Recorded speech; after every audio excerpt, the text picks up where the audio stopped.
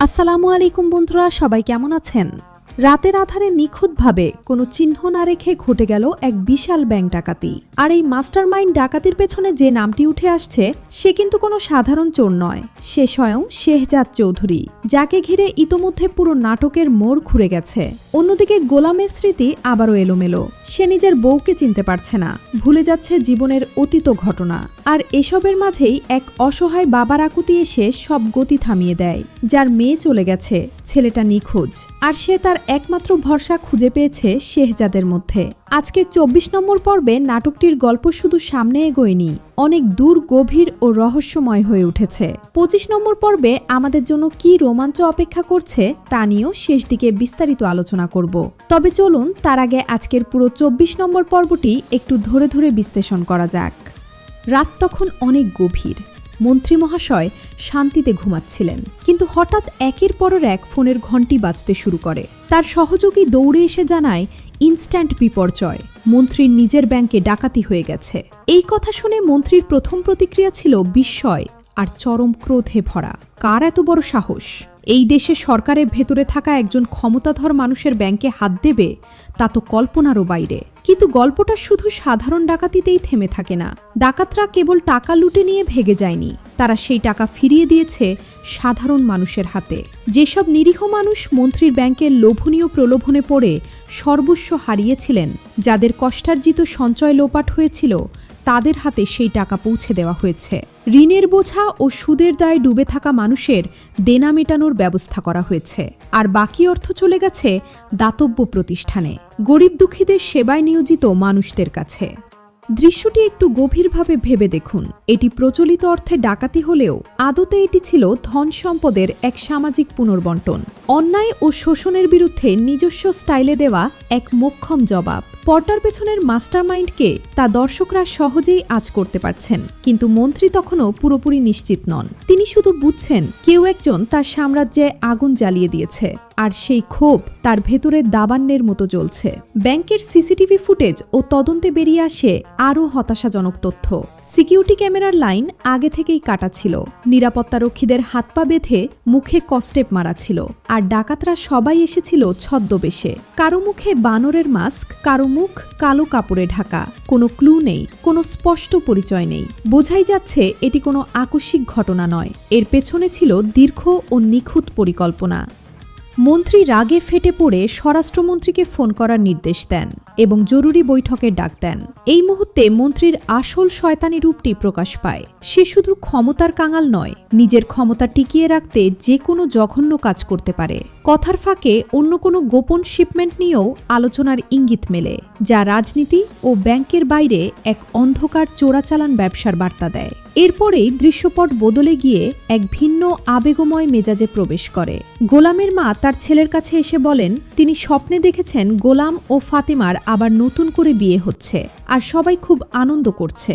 মা চান আগের বিয়েটা যেহেতু তাড়াহুড়ো করে হয়েছিল, এবার যেন ঘটা করে সবাইকে নিয়ে উৎসব আয়োজন করা হয়। কিন্তু গোলামের প্রতিক্রিয়া সরল ছিল না। সে মাকে থামিয়ে দিয়ে গম্ভীর স্বরে বলে, বিয়ে একটি পবিত্র বন্ধন, এটা নিয়ে তামাশা বা হালকা কথা চলে না। তার জীবনে বিয়ে একবারই হয়েছে, আর সেই স্মৃতি শুধুই ফাতেমার সাথে। কিন্তু মা যখন তাকে মনে করিয়ে দেন যে স্মৃতি হারানোর পর সে আরেকটি মেয়েকে বিয়ে করেছিল, তখন গোলাম তা এক বাক্যে অস্বীকার করে। গোলামের এই অস্বীকারের পেছনে রয়েছে এক গভীর আত্মদ্বন্দ্ব। সে মনে করে যখন সে নিজের নিয়ন্ত্রণে ছিল না, তখনকার কোনো সিদ্ধান্তের দায় সে নেবে না। কিন্তু বাস্তব পরিস্থিতি তো অন্য কথা বলে। ধর্মীয় ও সামাজিকভাবে সেই দ্বিতীয় সম্পর্কের অস্তিত্ব অস্বীকার করা সহজ নয়। একদিকে ফাতেমার প্রতি একনিষ্ঠ ভালোবাসা, অন্যদিকে নিঃস্বার্থভাবে পাশে থাকা ঋতুর প্রতি নৈতিক দায়বদ্ধতা। এই মানসিক যন্ত্রণা গোলামকে ক্ষতবংশত করছে। পরের দৃশ্যটিতে কিছুটা হালকা রসিকতার ছোঁয়া মেলে। গোলাম ফোনে কথা বলার সময় পাশে থাকা একটা কুকুরের সাথে কৌতুকপূর্ণ অঙ্গভঙ্গি করে, যা কিছুটা হালকা মেজাজ তৈরি করে। তবে পরক্ষণেই ফোনে মন্ত্রী ও শেহজাদের মূল দ্বন্দ্বে চরম উত্তেজনা ছড়িয়ে পড়ে। মন্ত্রী সরাসরি শেহজাদকে ব্যাংক ডাকাতির জন্য অভিযুক্ত করেন। শেহজাদ তা একদম ঠান্ডা মাথায় অস্বীকার করে বলে, প্রমাণ কোথায়? উইদাউট প্রুফ কাউকে দোষ দেওয়া যায় না। মন্ত্রী তখন গর্জে উঠে পুলিশ পাঠানো ও তার জীবন নরক বানিয়ে দেওয়ার হুমকি দেন। কিন্তু কিন্তু শেহজাদ এক চুলও পিছু হটে না। তাদের এই কথার লড়াইয়ে শক্তির এক অদ্ভুত ভারসাম্য ফুটে ওঠে। মন্ত্রী ক্ষমতার চূড়ায়, অন্যদিকে শেহজাদ ভয়হীন ও অদম্য। মন্ত্রী 24 ঘন্টার আলটিমেটাম দিয়ে ফোন কেটে দেন, আর শেহজাদ বুঝতে পারে সামনে মহাযুদ্ধ অপেক্ষা করছে। এরপর গোলামের মানসিক অবস্থা আরও জটিল রূপ নেয়। তার স্মৃতিশক্তি আবারও মারাত্মকভাবে বিপর্যস্ত। সে ঋতুকে চিনতে পারছে না, ফাতেমাকে চিনতে পারছে না, এমনকি নিজের বিয়ের কথাও ভুলে গেছে। মনির চাচার সাথে বিভ্রান্ত অবস্থায় কথা বলতে গিয়ে সে দাবি করে বসে যে সে অবিবাহিত, কেউ তার বউ নয়। এই বারবার স্মৃতি হারানোর ঘটনাটি শুধু শারীরিক সমস্যা নয়, এটি নাটকের কেন্দ্রীয় দ্বন্দ্ব তৈরি করছে। ঋতু গোলামের এই রূপ দেখে ভেতরে ভেঙে পড়লেও বাইরে নিজেকে শক্ত রাখে। সে মনির চাচাকে বলে গোলামকে যেন কোনো চাপ না দেওয়া হয়, তাকে শান্তিতে বিশ্রাম নিতে দেওয়া হয়। ঋতুর এই সহ্য শক্তি ও নীরব ভালোবাসা সত্যিই প্রশংসনীয়। অন্য একটি দৃশ্যে গোলাম নিজের নাম পর্যন্ত ভুলে যায়।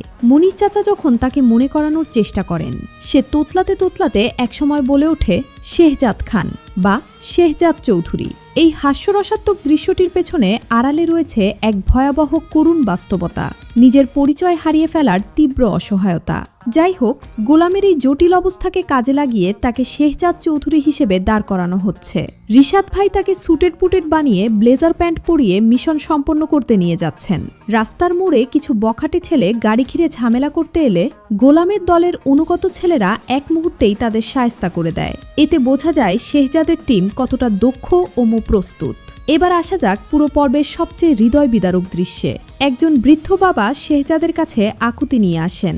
ইনি সেই বাবা যার মেয়ে আগের পর্বে আত্মহত্যা করেছিল, কিন্তু এবার তিনি এসেছেন তার নিখোঁজ ছেলে সুমনের খোঁজে।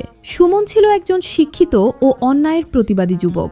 সে দেখেছিল বস্তি এলাকা থেকে অসহায় শিশুদের তুলে নিয়ে হাত পা ভেঙে নির্মমভাবে ভিক্ষাবৃত্তির সিন্ডিকেটে বাধ্য করা হচ্ছে। সুমন এই পৈশাচিক চক্রের বিরুদ্ধে প্রতিবাদ করে, থানায় অভিযোগ জানায়, কিন্তু দুর্নীতিগ্রস্ত পুলিশ কোনো ব্যবস্থা নেয়নি।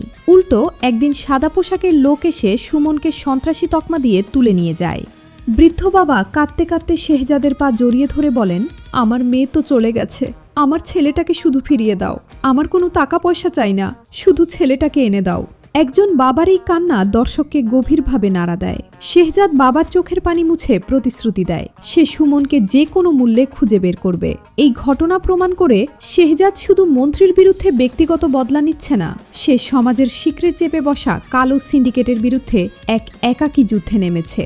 কথা অনুযায়ী শেহজাদ থানায় যায়, সাথে তার ছোট মেয়ে। শেহজাদ পরম আদরে মেয়ের কানে হেডফোন লাগিয়ে গান চালিয়ে দেয়, যাতে এই নোংরা পরিবেশ ও অপরাধ জগতের কোনো কথা অবোধ শিশুর কানে না পৌঁছায়। এটি শেহজাদের ভেতরের দায়িত্বশীল ও স্নেহশীল বাবারূপটিকে ফুটিয়ে তোলে। থানায় গিয়ে ওসিকে সুমনের ছবি দেখালে ওসির চোখে মুখে স্পষ্ট ভয়ের ছাপ ফুটে ওঠে। সে বানিয়ে বলে সে সুমনকে চেনে না, কিন্তু তার অস্বস্তি বলে দিচ্ছে এই ভিক্ষা সিন্ডিকেট ও সুমনের নিখোঁজ হওয়ার পেছনে থানার বড় কর্তাদের প্রত্যক্ষ হাত রয়েছে।